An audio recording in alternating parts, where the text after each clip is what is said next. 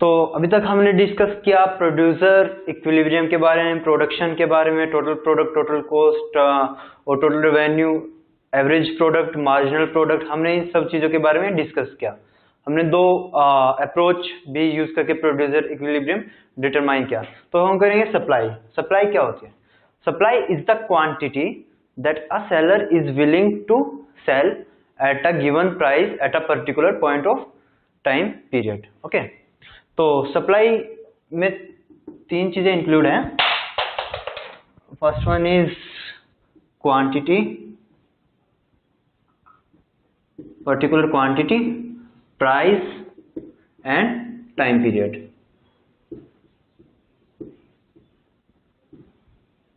Same बिल्कुल जैसे demand में होता था, डिमांड में भी ये तीनों चीजें इंक्लूड की जाती थी, क्वांटिटी, प्राइस और time period.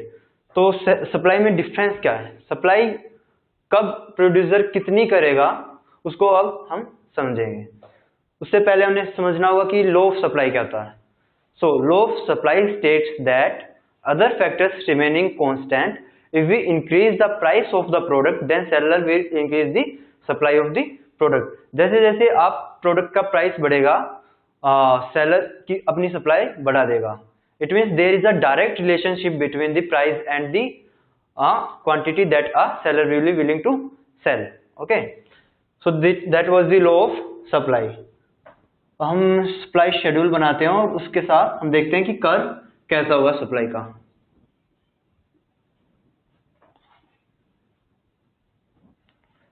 This is price and this is units that a producer is willing to sell. से जब प्राइस, जैसे कि प्राइस जब 5 है तो प्रोड्यूसर 10 यूनिट सप्लाई करता है। Okay, this is assumed figures. जब वो प्राइस बढ़ गया 10 तो प्रोड्यूसर ने अपनी सप्लाई बढ़ा के 20 कर दी। जब प्राइस 15 हुआ तो इसने बढ़ा के अपनी 30 कर दी। तो जैसे आप देख रहे हैं कि लॉ ऑफ सप्लाई अप्लाई हो रहा है। यहाँ पे प्राइस बढ़ रहा है तो वो अपनी यूनिट्स जो वो सेल कर रहा है वो बढ़ा रहा है। Other factors remaining constant, if we only change the price of the product then this situation will be there. Okay, तो इसका कर्व कैसे होगा? यहाँ पे price and units, price and units that a producer is willing to supply. से यहाँ पे 5 था, 5, तो वो यूनिट्स कितनी सप्लाई कर रहा था? यहाँ पे 10 यूनिट सप्लाई कर रहा था। Let's say this is the point that we get. जब उसने अपनी प्राइस बढ़ा के 10 कर दिया तो क्या हुआ? तो उसने सप्लाई बढ़ा के अपनी 20 कर दी।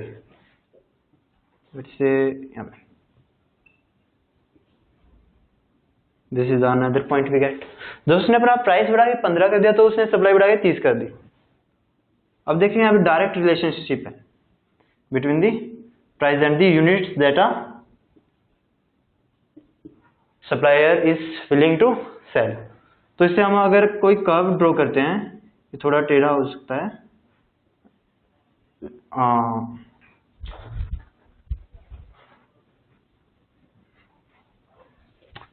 ये एक बहुत स्ट्रेट लाइन आएगी। यहाँ पे ड्रॉ करने में थोड़ा टेढ़ा आ सकता है, इसमें कोई, ये एक स्ट्रेट लाइन आएगी जो कि अपवर्ड स्लोपिंग होगा। तो सप्लाई कर्व हमेशा अपवर्ड स्लोपिंग स्ट्रेट लाइन होती है। कि जैसे इसका ये क्या सिग्निफाई करती है? सिग्निफाई करती है कि there is a direct relationship between price and the units that a producer is willing to sell. ये तो हुआ प्राइस। जब प्राइस चेंज हो रहा है तो प्रोड्यूसर कैसे बिहेव कर रहा है। अब हम देखेंगे कि what are the other factors that a producer keep in his mind while selling the unit that he has produced. So we will discuss determinants of supply. What are the determinants or factors that affect supply? First one that we have already discussed is the price of the product. On price of the product.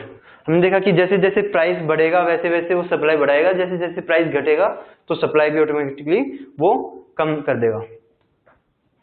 अगला factor है price of related goods. Related goods दो type के होते हैं। First one is substitute good and another is complementary goods.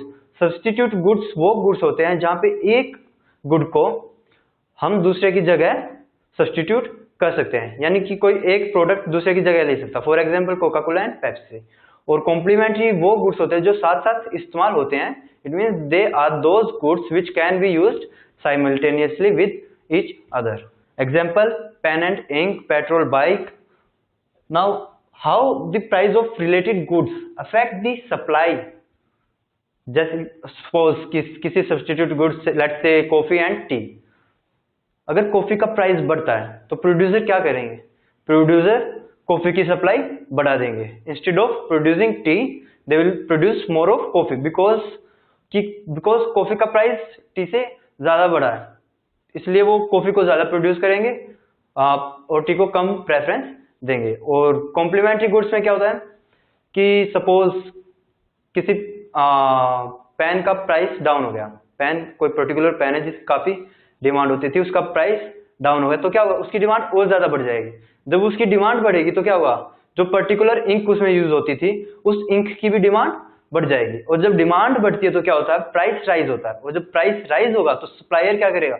वो ज्यादा cell करेगा, वो सप्लाई को बढ़ा देगा। So this is the factor that affect the supply. Now third factor that affect the supply is number of firms in the market. जितनी ज्यादा firm होंगी उतनी ज्यादा सप्लाई होगी मार्केट में।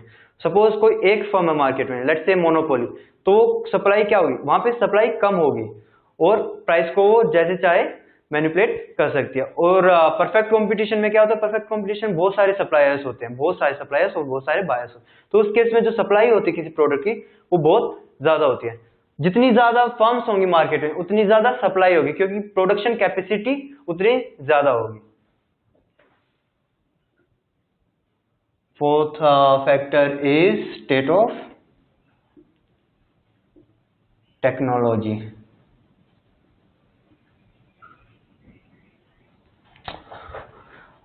जैसे जैसे टेक्नोलॉजी में इंप्रूवमेंट होगी वैसे वैसे प्रोड्यूसर्स की प्रोडक्शन कैपेसिटी बढ़ेगी, वो ज्यादा प्रोड्यूस कर पाएंगे इन लिमिटेड टाइम पीरियड। अगर टेक्नोलॉजी पुअर है तो क्या होगा? वो कम प्रोड्यूस कर पाएंगे। और टेक्नोलॉजी बढ़ गई तो हर सप्लायर की जो प्रोडक्शन कैपेसिटी है वो बढ़ जाएगी। और टेक्नोलॉजी जब इंप्रूव करती है तो हमेशा यही ट्रेंड रहा है कि सप्लाई हमेशा बढ़ी है। So this is one of the most important factor that affect the quantity supply. Okay, now next factor is government policy.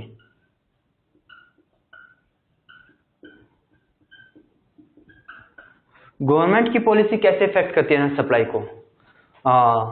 There are two things that government do to control the supply. First one is taxes and another is subsidies.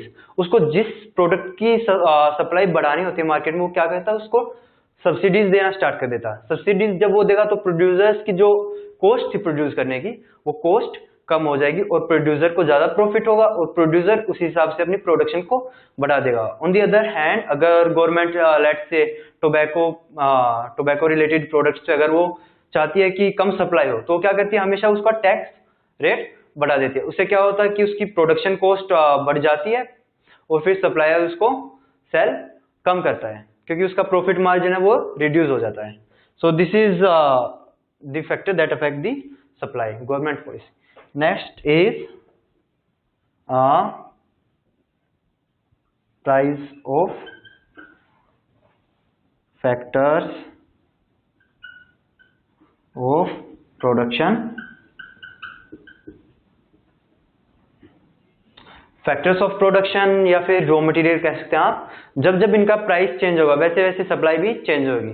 अगर किसी company में let's say कोई furniture company है तो अगर would का price बढ़ेगा तो क्या होगा?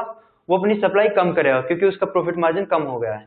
ओके जैसे जैसे वुड का अगर प्राइस जो रॉ मटेरियल वो यूज करते हैं मेनली, अगर उसका प्राइस घट जाएगा तो क्या करेंगे वो ज्यादा प्रोड्यूस करना स्टार्ट कर देंगे और सप्लाई अल्टीमेटली बढ़ जाएगी. So these are the main factors that affect the supply. Now let's discuss what is the movement along the supply curve and shift in the supply curve. Only this factor will lead to movement along the supply curve. It means जब on price of the product, जब product का खुद का price change होगा तो क्या होगा, supply curve पे मूवमेंट होगी. Expansion and contraction. There are two type of movement along the supply curve. First one is expansion and another is contraction. और जब बाकी दीज फैक्टर्स, जो ये फैक्टर्स चेंज होंगे तो क्या होगा, सप्लाई कर्व शिफ्ट कर जाएगा. Let's draw diagram of shift and movement along the supply curve.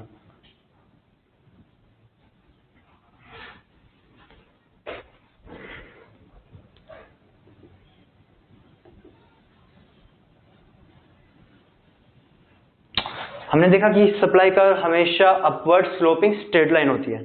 क्यों? क्योंकि डायरेक्ट रिलेशनशिप होता है प्राइस और क्वांटिटी सप्लाइड में.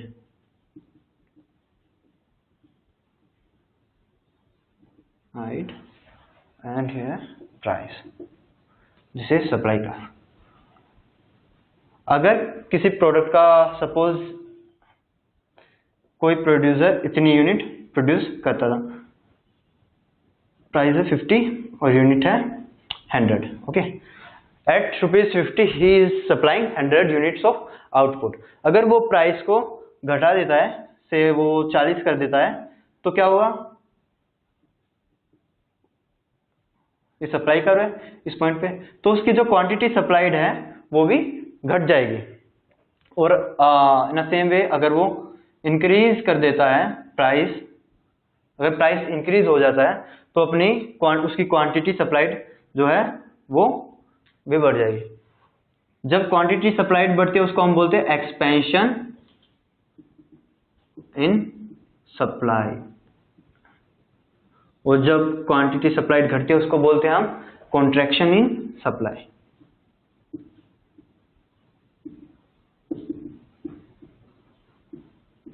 So this is the movement along the supply curve. Now we will discuss what is the shift in the supply curve.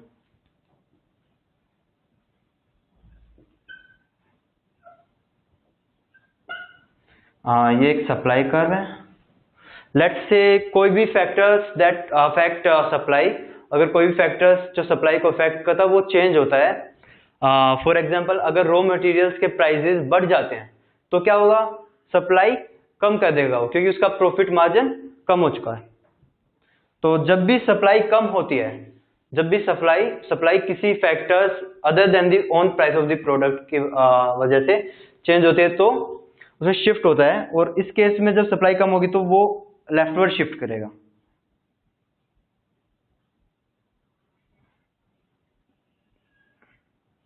Price उसका same है, price पहले भी उसका लेट से P1 है, अभी भी उसका P1 है, लेकिन क्वांटिटी जो पहले वो X1 सप्लाई कर रहा था अब वो क्वांटिटी कम कर देगा. क्यों? क्योंकि जो रॉ मटेरियल है उसके प्राइस के चेंज होने से इसकी सप्लाई पे इफेक्ट हुआ है. तो ये कर्व क्या होगा, ये शिफ्ट हो जाएगा क्योंकि on price of the product is same. So let's say he will produce X2 unit, he will produce X2 unit of output if the price of raw material increases. अगर same raw material का price अगर घट जाए तो वो क्या करेगा, वो सप्लाई को बढ़ा देगा. प्राइस अभी भी सेम है लेकिन उसकी सप्लाई बढ़ गई है because of the decrease in the price of raw material. So this is the decrease in supply and this is known as increase in supply. These are the two types of curves of supply. So